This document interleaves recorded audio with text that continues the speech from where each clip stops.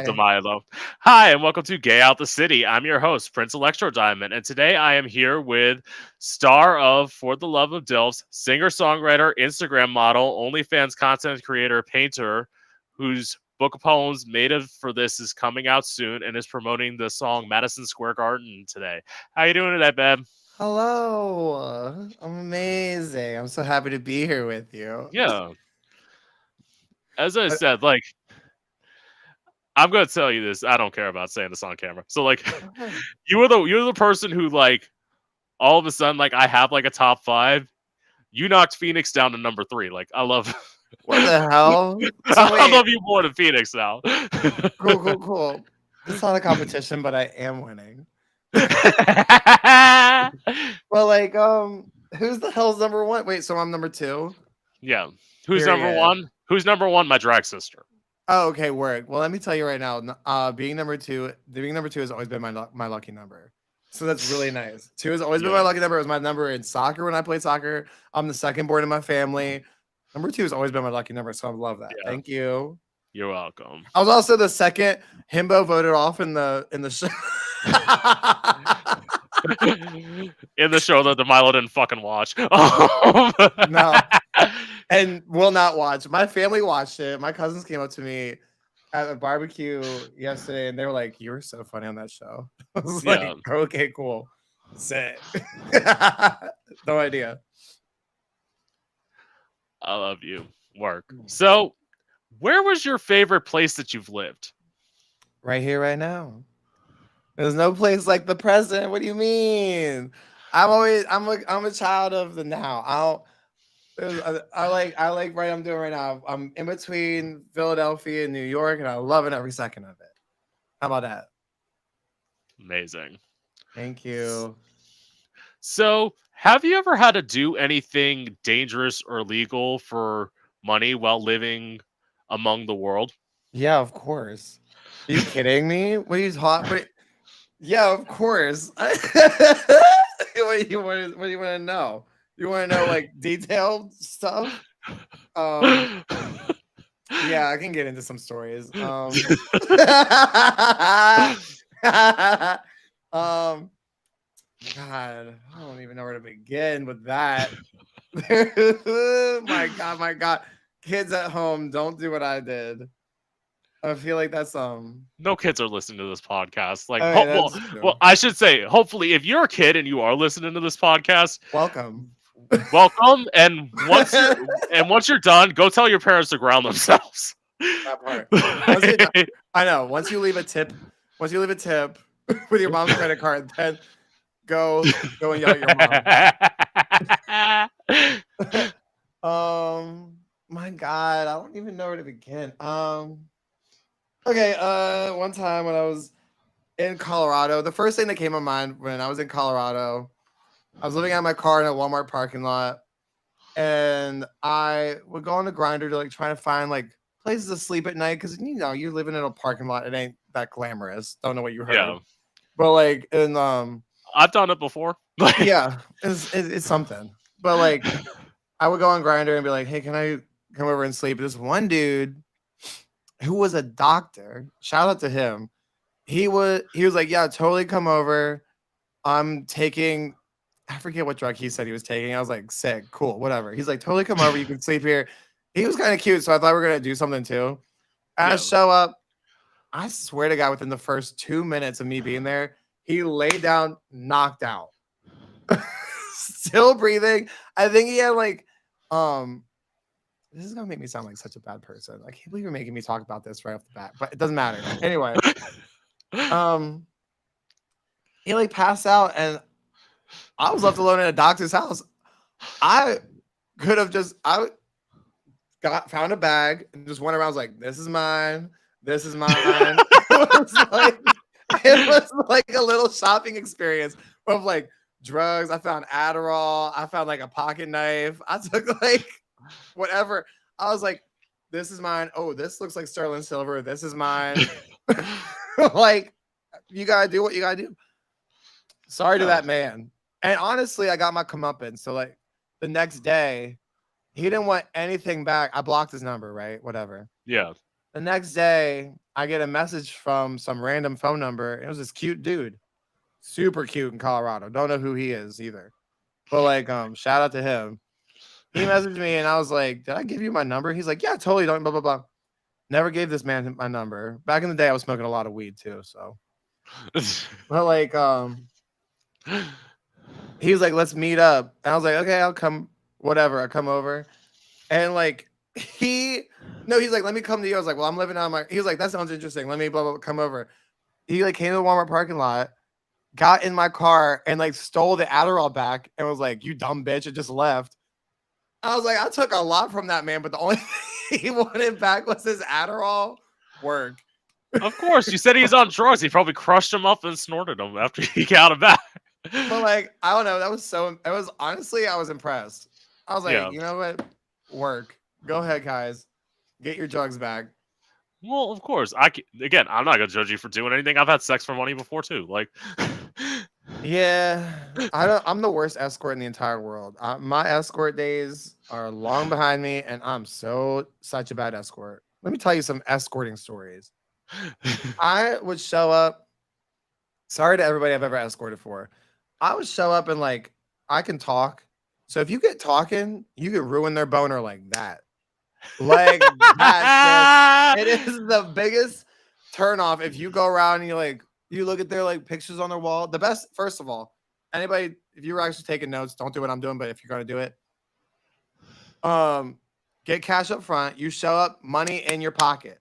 Don't let them see it ever again. Actually, a matter of fact, put it in the back of your phone so they can't take your phone away from you. You know what I mean?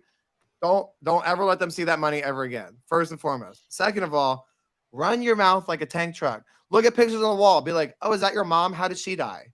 You know what I mean? It doesn't matter. It doesn't matter, sis. It doesn't matter. Also, trick of the trade: don't douche. Say you're a bottom and don't douche. If they even get close to there, guess what? Poop on the dick. You go to the bathroom, you douche for 45 minutes. Timer's up an hour later. Oh my God, I gotta go. Sorry. You know what I mean? But you didn't stop the clock. Girl, you didn't tell me to stop the clock. You know what I mean? Because it's like this weird power dynamic as you escort. It's like they want you to like them, right? You're a hot guy in their presence that they're paying to be there. You automatically have this weird upper hand yeah. of like you have carte blanche to say and do anything. Anything. You could like, and they want you to like them so bad. So you could be like, "Oh, can I have a drink? Oh my God, I love that drink. What do you drink normally when you go out to bars? Do you go out around here?" You know what I mean? Just run your mouth and even be like, and then like get deep. Be like, "Do you believe in God?" You know what I mean? Like anything. It doesn't matter. It doesn't matter. Get them talking. That is how you get out of it. It is in and out. You can waste an hour if you talk. And they'll lay there, they'll try to flirt with you, they'll try to do XYZ. Sis, they cannot maintain a boner. Is even if they're laying over top of you, keep talking. Keep talking. Run your mouth. And no one said you had to be nice to them either. You do not have to be nice. You do not make fun of them, poke the bear. If you're gonna go escort, do what I do. I've had guys be like, "I thought you were so nice." I'm like, "You thought wrong." Girl, Other thing is, I'm gonna add to that. You don't have to come. you don't have to come. You don't have to. You don't even have to get naked half the time. You don't have to do anything. You have full power when you go in. So here, let me tell you a story. Let me tell you a few stories. One time, I was in Puerto Vallarta escorting, and I was on my way to the dude, and like I get a grinder notification from these gorgeous men from Salt Lake City. They were like ex-Mormon, so they were so beautiful. They were so beautiful. They were a couple. They're Yeah. like, "Come over to our hotel. We're here." And I was like, "Literally, give me 30 minutes. I'll be there." I showed up. I showed up to this dude's house. The dude's paying me, got the money, whatever, put it in my phone. And I was like, "All right, so can we make this quick? Because I want to go fuck these two guys right now." And I was like, he's like, but I like said it in like the gayest way I could. I didn't say it like that. I was like, "Can we like hurry up? Because like I want blah blah." You know what I mean? It's total shift from being like, "Hey man, what up?" They don't care about that. They don't Yeah. They don't want the faggy, blah, blah, blah. They want you to show and be like, hey, bro. And so I played off that. He was like, I thought you were gonna be different. I was like, what's wrong, babe? I'm not what you wanted. I'm not, I'm not the ooh. And I was like sat on the bed. I was like, this poor man. I was like, what's wrong? You can't get a boner? What's wrong? I don't turn you on? Oh no. Literally for like 10 minutes I was doing this. And like he was like, well, I already paid for the hour, so you're gonna sit here. And I was like, okay, whatever you want. Oh no. Like I just like went on this poor man. And like he's sitting there on the edge of the bed watching his sad porn from Pornhub, jerking off, trying to get a boner. And he's like, eventually, I'm like over there like doing like yoga or something. Like I like was doing like back bends, like pretending I was even present. And he goes, okay, you can go. I was like, okay, bye. Boop, and on my way out, he was like, but I want my money back. I was like, no, you already paid me to be here. I don't care what we did here. You paid me. No, no, no, no, no. See, I only did it once.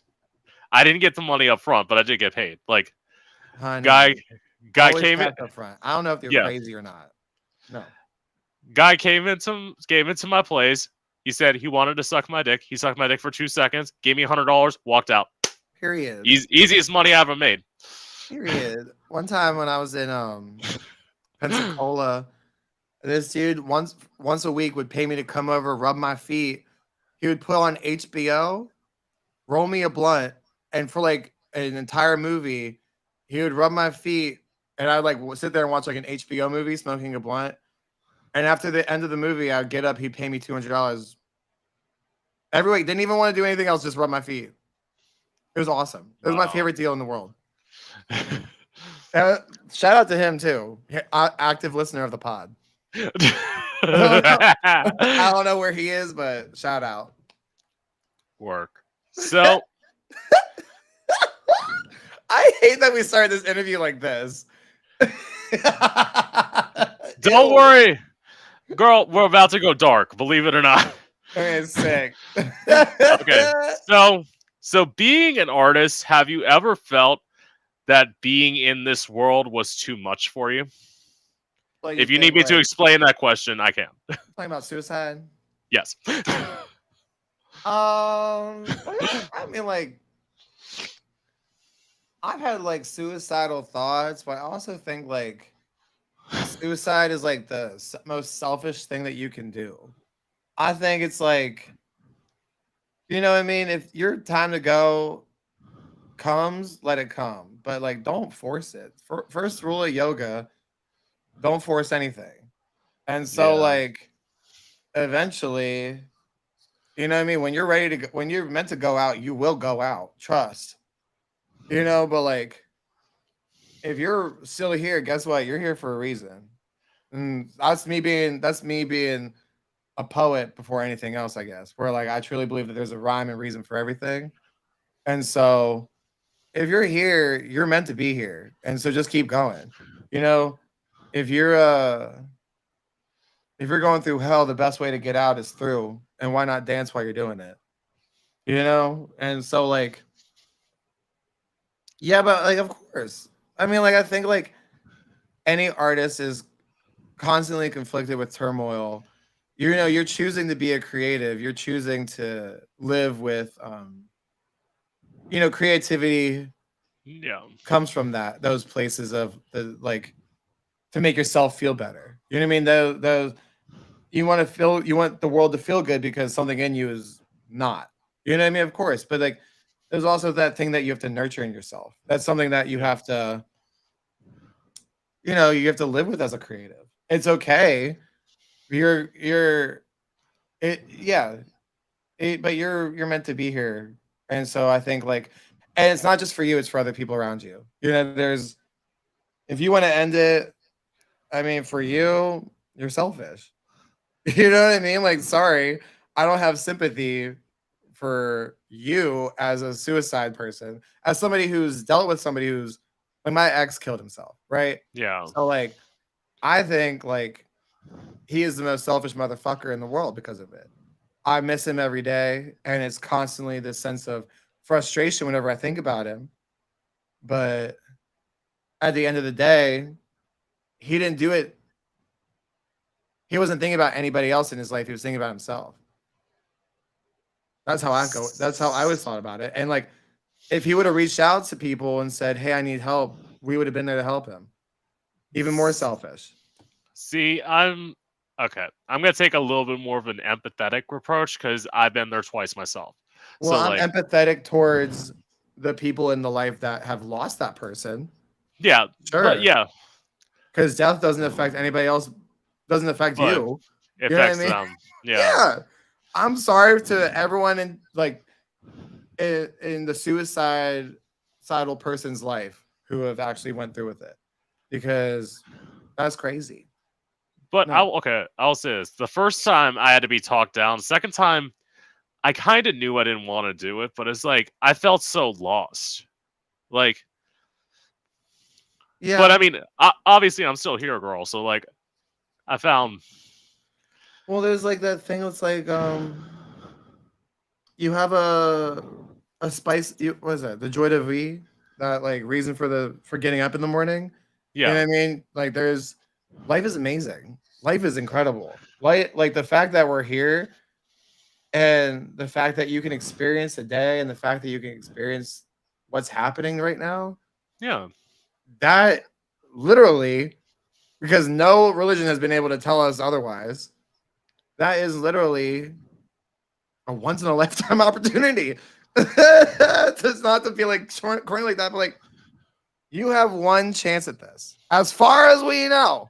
You know what I mean? yeah. Other religions have argued, you know what I mean? You come back, blah, blah, blah, blah, blah, blah, or whatever. But like, you really, as far as you can physically prove, this is it.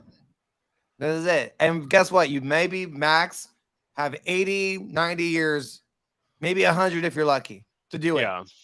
Go do it. You know what I mean? And towards the end, you mean think about it. The first 20, you're still figuring out who you are. And then the last 20, you're like decaying, right? You're constantly in a state of decay. It's just like this state. I don't know. It is wild. It is wild. So like maybe you got like maybe 60 years max. So if you're that depressed, if you're that sad, guess what? Just give it 60 years, girl. You're gonna die anyway. We're all dying. Might as well try your best while you're here. See, and Don't be crazy. Don't be selfish. I look at all the positives now. Like, I try and look at the positive. If I had died, I wouldn't be here talking to Demilo. Like, Right. I mean, like, no, I don't. And plus, like, and that was worth me living. period. Getting to That's meet you. beautiful. Thank you. Oh my God. Keep Welcome. going. See, this is why I did this at the beginning of this podcast, because I did it towards the end. The last time I did was with Phoenix, and I had to go an extra 10 minutes because I had to dig myself out of a hole. Right. Because I'm like, I'm not ending on this like sad note. Like, no. Well, Ew. yeah, no. I mean, I don't think. I don't know. The only reason I don't think death is sad. You know, the only reason life has meaning is because it ends. I like, Right. you know what I mean? So like, it's a journey, you know. But I don't know. I don't think it's sad. Death is just the beginning. Oh. Right. Okay. Let's see. I'll skip that one. So, What one? well, here's the thing. I know you on a timeline. I wrote a lot of questions. Okay, Fine. cool. One. That's Fine. Yeah, I'll skip that one. How Cool. old were you the first time you had sex? I don't know. Because I want to see if, like, the freak theory was like you were later, like I was. Like, No, the first time I had sex, I think it was 14 years old. see, freaks have it good. I was fucking 23. Oh, nice. Yeah. No, yeah, I was in the Olympic skating rink with Michael Kennedy, and I thought he was so cute. And he worked at Hot Topic. he was so cute. He had gauges and he had tattoos. And he was only like 16. I was like, oh my god, you're so hot. And like we met at like a Never Shout Never concert. Oh my god, this is showing you who I was as a kid. And then like we in the Olympic skating rink, bitch, he tore me apart. Because I was like, I want to have sex so bad, and we didn't know how to do it, and I did not douche or anything. It was so gross. It was so bad, but it happened. But it was Oh like my I god. just knew it needed to happen. Mm. Anyway, shout out Yeah. to Michael.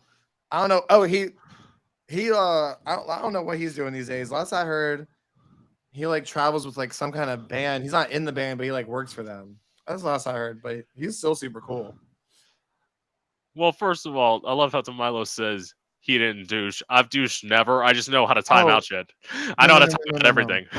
He didn't douche. I didn't douche. Oh, yeah. Girl. Yeah, no, these days it's squeaky clean always. These days I only present a clean workspace.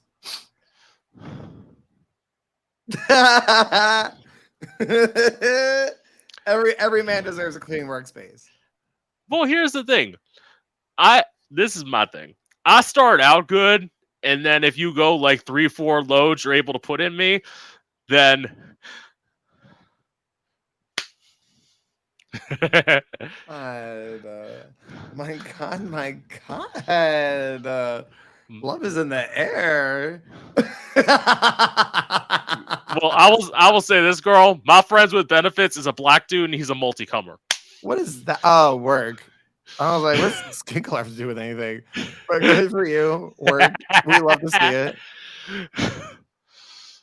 Well, what do you mean? Well, okay, let me put it this way. Being a thicker bitch, I got used to being with black and Latino guys because white guys were scared to come towards me. Well, okay. Yeah, white guys like the same thing always, this all over and over again. Well, actually, I'll use Elise Lip and Ellie joke for this. I could have had a hot black dude or Jared from Subway. Like, that's literally. That's tea.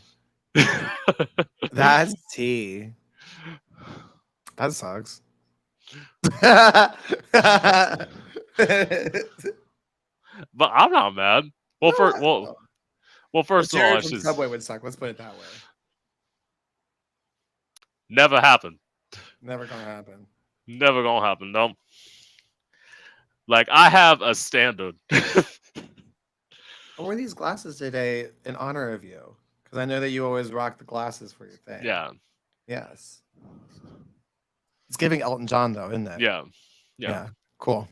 Because let me put it this way: if I put my standard to black guys to like every white guy I fuck, they'd have to look like Demilo. Like that's just. Wow. Especially in these glasses right now, my mom's shirt on. I told you I didn't do laundry before we started. I didn't do laundry. My room is a mess, and literally, this is my mom's shirt. Shout out to her too, active listener of the pod as well. Good. Girl, I would have told you you wouldn't have to wear a shirt. I don't fucking care. No, I know I don't have to do anything. I don't want to, but I want to. Right. I want to look somewhat decent. Sorry. Work. So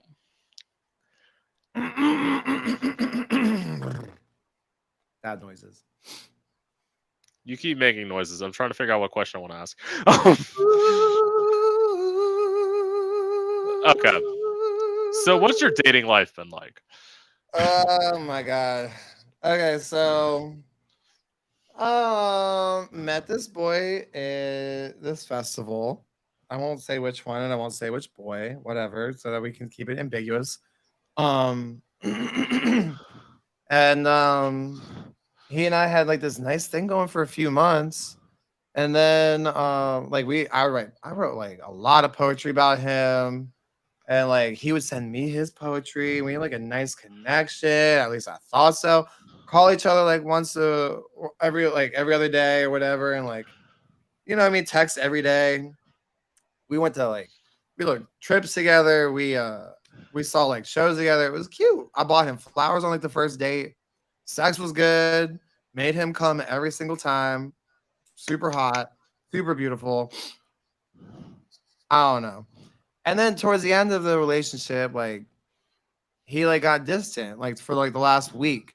He like kept me at like arm's length. And I was just like, hello? Can we not? Can you actually don't want to be with me, don't ghost me. Look me in my face and say it to me. You know what I mean? So I was in New York. He lives in New York, and like Yeah. a friend of mine was like, he's at this bar, and so I went to that bar. I left this party right for like Out magazine. I left this party. I was like Yeah. literally hanging out with some, I don't know, rubbing shoulders with like Aquaria and Big Frida. You know what I mean? Like I was like left. Work. I left. I was like, you know what? I'm gonna go deal with my emotional turmoil. So I showed up. This bar was like, hey, we're gonna go talk. Didn't even give him the option. I was like, hey, we're gonna go talk. Come on. And I like brought him outside and like walked on the street with him. And I was like, so like you're keeping me here and I want to be here, but like you're keeping me here. If you don't want me to be here, you have to say that because communication is everything. Because if you don't want me in your life, guess what? I don't have to be in your life. You know, I know that you like me because obviously we took trips together, we did all this stuff. That's cool. You can like me. It's okay to like me. But what happened was we went to we started talking on the train and we got off at Madison Square Garden. And then like he sat there and he said to me in my face, he said, you know, I think I can't give you the type of love that you deserve. Isn't that such a cop out? Isn't that such a cop out where I was like, no, you're a coward. You like me. And as soon as I told you that I loved you, you started freaking out. That's what had happened. As soon as I said that on that last trip that we took, you started pulling away because you're scared to like somebody. Because then it's real. Then it's serious. You know what I mean? No, no, no, Yeah. no, no, no, no, no, no. You can't, don't piss on my leg and tell me it's raining. You know what I mean? I can, no. And so with tears rolling down my face, the last train comes and I was like, you're a fucking coward. You like me and you don't want to admit it. Go on that train because I'm done with you. And then I watched him roll away on the, I don't even remember, E train or whatever. And then I collapsed to the floor and cried. And that's the last time. That's the last time I saw from him. And so I'm still in this ambiguous state without closure. And yet it's funny because his roommates and I are friends, and his roommates will text me and be like, "Hey, do you want to come hang out?" I'm like, I literally can't. I literally can't show up to your apartment or be around you two, even though we're friends, because of homeboy. Because I can't be around homeboy without him coming to me first. But he won't do it because he's an immature baby. And yeah, I know it's stupid to be fucked up over an immature baby, but I mean that's kind of what my writing has all been about, was like this self-healing process of like, honestly, if someone's treating you like that, you deserve better. You know what I mean? And so it's this new level of, I don't know, self-respect, stop chasing waterfalls kind of bullshit. And literally that's the song I'm promoting today. That's Madison Square Garden. Okay. Would you like to hear it? You want to go ahead and do it now? Okay. Well, Yeah. actually, wait. We can do Actually, it now. We can do it now, and then we continue the interview after. okay. While you're tuning a little bit, I'll tell you my story Go off. of my dating life. So I had an ex who we lived together. We moved in 7 months like into the relationship. One day, like we were like getting more and more distant, as you said. We I got a note with a key in the door, and she said, and basically, he told me that Not a I'm no. I'm transitioning, and it was great being with you, basically. But I know you won't accept me for the way that I am, and that was it. So he was, or she was a man now. Man, Transitioned to a woman. yeah. Okay. So I mean, would you have been with her if after the? I said I was saying no beforehand, but it's like I might have been able to change my mind. I don't know. I mean, they could have said that to you in person, but it probably is Yeah. heartbreaking and hard. I'm so sorry Yeah. that happened to you. Yeah, thank you. Hey, this one goes out to all the broken-hearted people, I guess.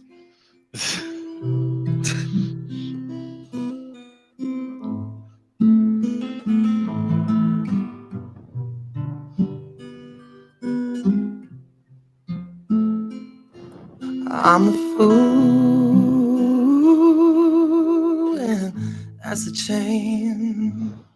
What to do, but things change. I got one foot on the platform, the other on the train. I don't wanna go, but I don't wanna stay. Broken hearted at Madison Square Garden. Broken hearted at Madison Square. If you can now.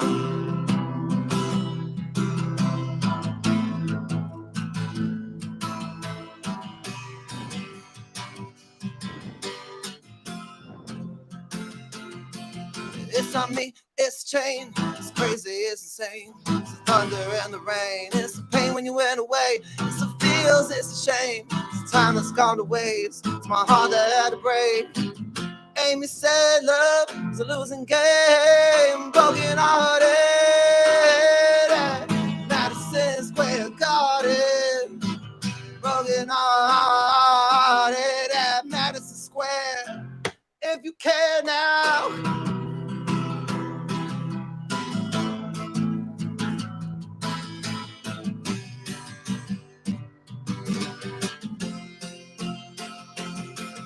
Oh, you told me to leave you alone. Mama said, come on home. My doctor said, take it easy. But your love is too strong. Oh, told me to leave you alone. My mama said, come on home. The doctor said, take it easy. But your love is too strong. Oh, broken hearted. Yeah. Madison Square Garden. Broken hearted. Yeah.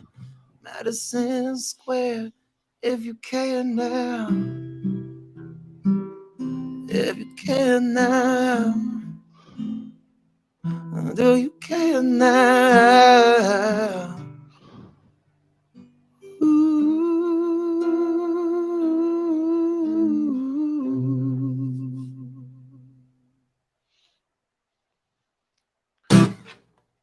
Thank you.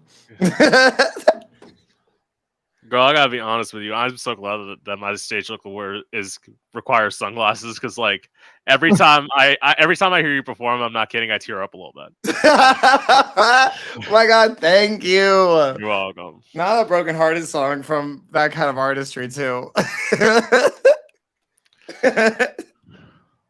That's what it is. It is what it is. You know what I mean? I literally wrote that hook as like I collapsed to the floor and cried. I was like, not me singing, sitting there crying, be like, broken hearted. Madison Square Garden. It is what it is. And But it's also like the shout out to Aretha, you know, Chain of Fools. It's not me, it's the chain. Yeah. You know, shout out Aretha. We'll see, and it's also in some ways work. That's actually kind of okay. So one of my songs that I actually posted that, like, I say harkens back to like the old, like, not the 60s but like the 50s. So do you know the song Leader of the Pack by the Shangri-Las? No, but I'll look it up. Here, I'll look it up for later after the pod. Yeah. So basically, it's this song about this woman, about how she falls in love with a bad boy. I don't want to tell you. So it tells the story of the song. So I did a song called Harley Davidson Lover, which kind of goes along that same lines, Vroom, except vroom. except I always say mine's like the gay, like, raunchier version of that. Love Like, it. I use, like, instead of like actually just saying stuff, I use like, this was back when I was innocent and a virgin, so I use like innuendo words.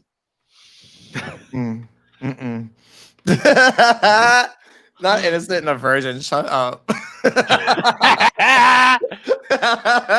I had to fucking be. Right. Like, Okay. I did. Remember, I was older than you. I wasn't 14. I know. No, it's okay. I get it. Not all of us are sluts at 14 years old. Look, I thought I had like the one opportunity and I was going to take it. You know what I mean? I was like, this is it. In my mind, in my 14-year-old head, I was like, this is the only moment I have. You know what I mean? I was like, when else am I going to get this? That's why I did what I did. Right. Little did I know, I was going to Well, be a slut forever, sis. also, I wasn't out that young either. Like, that's Oh, that's right. I didn't come out till I was like 18. So Yeah, like, we talked about that. That's yeah. right. Oh my god, I couldn't even imagine. Well, because you were in Philadelphia, I was in Florida. Right, but also, sorry, I remember like last time we talked. You told me about how like your upbringing was like super strict and all that. Hmm. Yeah, you're right. Like I came home and told my mom that I was outed at school, and she was like, "Okay, we're having meatloaf for dinner." Like she like, it was like Trixie Mattel when she says that she came out to her parents. She said it was like telling them a joke that they already knew the punchline to. That's what it felt like for me. It was Yeah. like it was telling them a joke that they already knew the punchline to. I was like, okay, cool, good talk. Right. So, okay. I know you're trying to distance yourself from this, but I'm just curious about what made you start. So, what made you start doing OnlyFans? I got accepted into Paul McCartney's Liverpool Institute of Performing Arts in the UK. I was like living in my parents' house during the pandemic for the first time in like years, and I was playing music around the house. And my mom was like, "You're really good at this. You should go to school." My mom's a teacher, right? Yeah. Whatever. And like she thinks like if you gotta be successful, you're gonna go and go to school for it. And so whatever. Sorry. But like no, yeah. Our school's a joke, fam. If you want to go make art, go make art. You don't need to go to school. But Yeah. anyway, it doesn't matter. Don't you're not going to school to be a doctor or a lawyer. What are you doing all that school for? It don't matter. You know what I mean? It doesn't matter. But like I was like, okay, well, if you want to see me go to school, go ahead. So she submitted my work to different music schools around the world, and I got accepted into that one, LIPA, and they only accept like 4% of people. And I remember like during my audition, I was literally sitting right here, like talking to them over Skype because it was like whatever. Yeah. And like they were like, "Can you on your piano next?" I got a piano right here. They're like, "On your piano, can you do like a C sharp minor, blah blah blah." I forget exactly what the chord they asked me.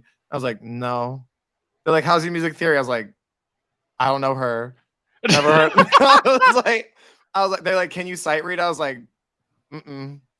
They're like, "Then what can you do?" And I was like, I can play you some songs." And then I sat there and played them like 2 songs. And then like afterwards, they're like, "Okay, cool. We'll be in touch." And they like hung up after like, and I was like, that didn't go well. And then literally 2 weeks later, they sent me a like acceptance letter that congratulations, you got accepted into LIPA. And I was like, hello? Isn't that wild? And like they only accept 4% of people. So I thought that was so cool. And I was like, okay, how am I gonna pay for that? And then literally that night, as I'm sitting there thinking, how am I gonna pay for it? I get this message from my one neighbor, and he was just like, "Hey, can you're looking really good these days. Can I take some photos of you?" And I was like, "Hmm." And then like the wheels started turning. I was like, "Should I?" Because I was also during the pandemic, I also quit smoking, and I became like a fitness freak because I like had to replace smoking with fitness, right? And so like my body started developing away from like a smoker's body and into this current body that I have. And I was like, maybe I should pursue OnlyFans. And then like I took some photos with him, and I was like kind of like flirting with the idea still. And then I posted these photos on my Instagram, and then Mark Henderson, the famous photographer who is down in Dallas, he literally shot everybody in the industry and then some. And he messages me. I literally had like 1,000 followers at the time, and he was like, "Hey, let me fly you down. I'm gonna pay you $500 for 2 days, and we're gonna shoot tons of beautiful photos. And I was like, absolutely. And when I got down there, he and I had this heart to heart, and he was like, "You need to do OnlyFans." He's like, "You just go do it." He's like, "You'll make so much money." And like literally, that night, my first video on OnlyFans is in the bathroom of Mark Henderson's house, and and so like he and like literally the first month that I made it, I made enough money to pay off my first year's tuition within the first month. Isn't that nuts? Yeah. Crazy, nuts.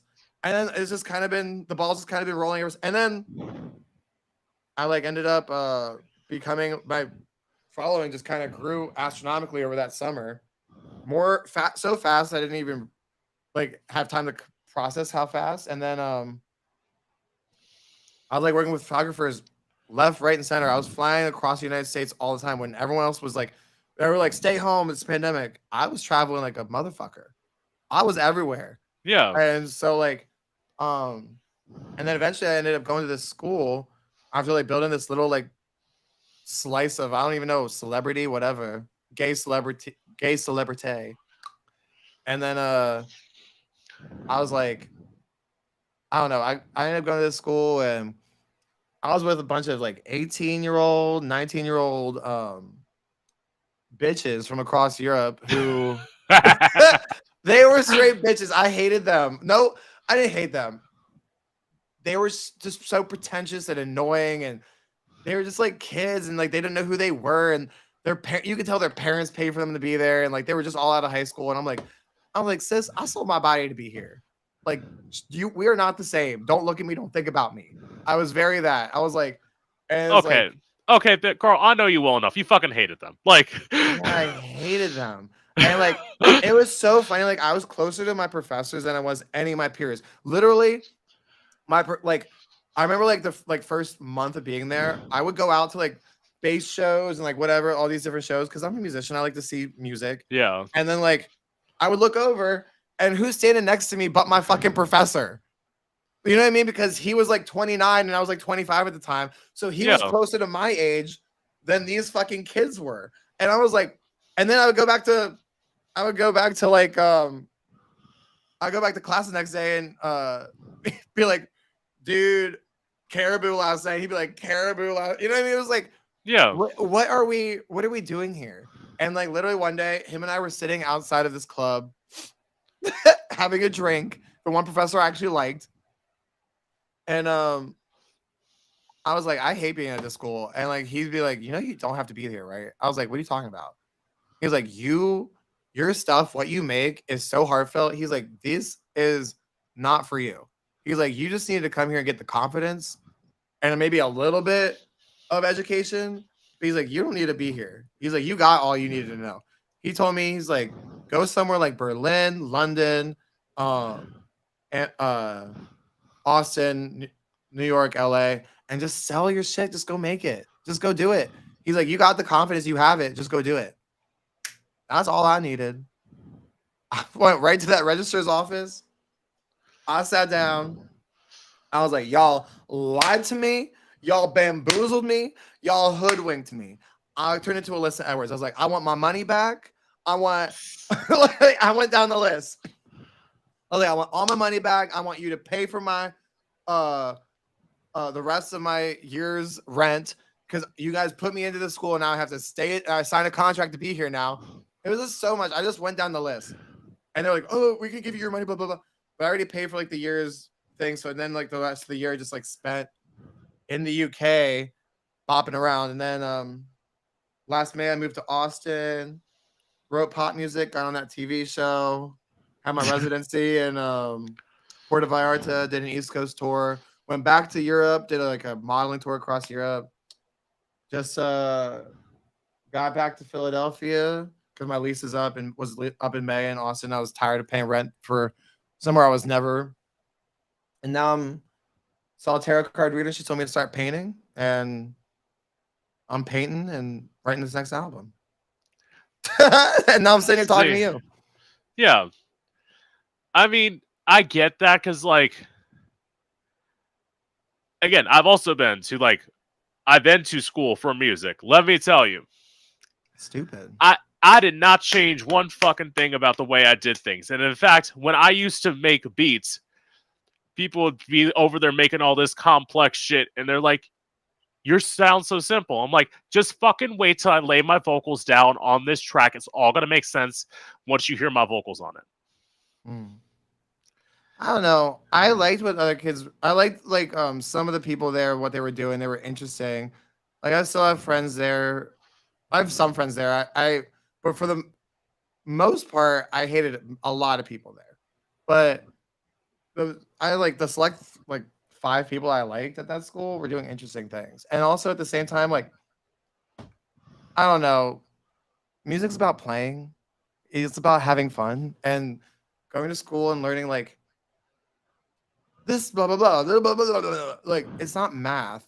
It's just go play how you feel. It's like that's kind of like the truth of life too. It's like you're here to play, you're here to have fun. There's no destination to get to. There's no proper way to do anything. It just is about having fun. You don't say you don't say that you you don't say that you do the piano. You don't say that you do the guitar. What do you say? You say you play. Well, you know what I mean? If there was a point to get somewhere in like art, all the dancers would run to a certain spot on the floor because that's where they're supposed to be. You know what I mean? Or if like you go to a concert, you hear one giant crashing note, and that'd be it. Or like it's not about that. It's about playing how you feel. And that's kind of the point of like life too. There's no end destination. Why can't heaven be right here, right now? There's no, you know what I mean? Why can't that be the moment where we're supposed to be here? We're supposed to have fun, but we're also conditioned to be like, you go to school so you can get a college. You go to college to get a job. You go to a job so you can retire. You retire, become a good person. You go to heaven. You go blah, blah, blah, blah, blah, blah, blah. No, it's just here right now. That's it. That song by Billy Joel? He says like, you can get what you want or you can just get old. Vienna waits for you, bitch. Yeah. Go to Vienna. You know what I mean? Don't wait. Don't wait. You're going to get old. Go. You know what I mean? Says go. Vienna waits for you. She's waiting. Go get her. See, to your point of this, like my whole thing. So I went to school for audio engineering and music production. I hate audio engineering.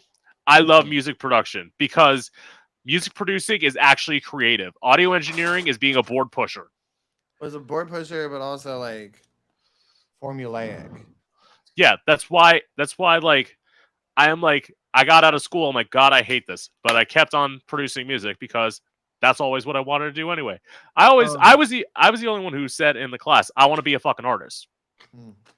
Like I'm here because my dad wanted me to like have a plan after I dropped out of college. I want to be an artist. Same, and never look back. I gotta go here soon, so I got time for maybe one more question. Okay. Make it good.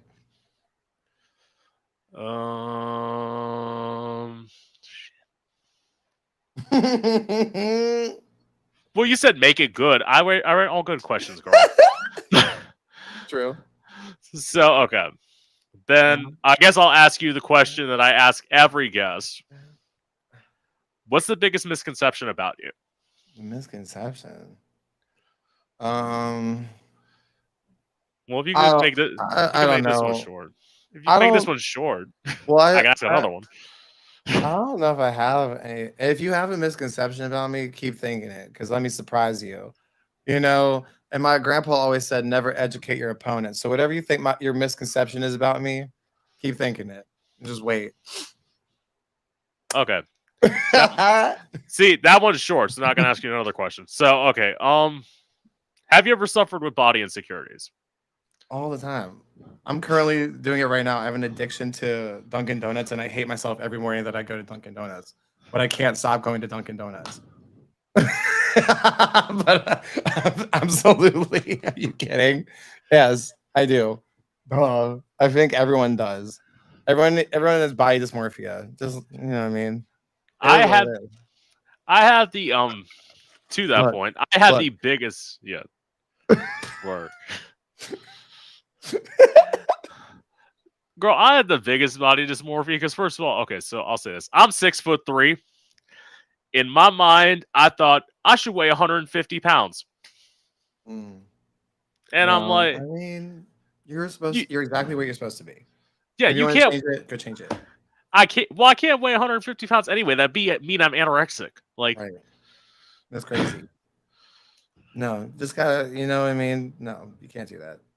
I don't yeah, know. I'm like 5'9", and so sometimes I have body dysmorphia about like, am I too short? But I'm like, no, dude, you're literally average height. You know what I mean?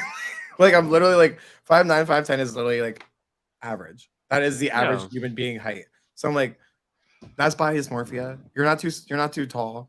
You're not too short. You know what I mean? It is what it is. yeah. But And plus, like, first of all, I always like to say this because I like to prove to people that even pretty people have problems. everyone has problems. But also, I mean, Confucius says there are no problems, only opportunities. So if Right. you want to go like, if you want to think about it that way, but that's just me being a Zen person. Whatever. Oh, this is me. This is me being annoying. Never. Me annoying? Not on brand. Well, okay. Some people may say you're annoying. I Uh, don't. I like you. I don't. Fuck what everybody else says. Literally, I have to say this. Fuck if my fans want you here. I like you. That's why you here. your friends don't want me here. That's funny. No, I didn't. Did I say that? No, I said fuck if my fans don't want you here. That's what I said. Hi haters. I love you. Thanks for No, giving me so much attention. no. Okay, I will say this. I'll give you one positive. My one of my biggest fans like watched the video as soon as I posted it up on YouTube and said I love his energy. My God, thank you. Like, I oh love my your energy. God. I love your energy too. Like, Bro, love is in the air. Hello, look.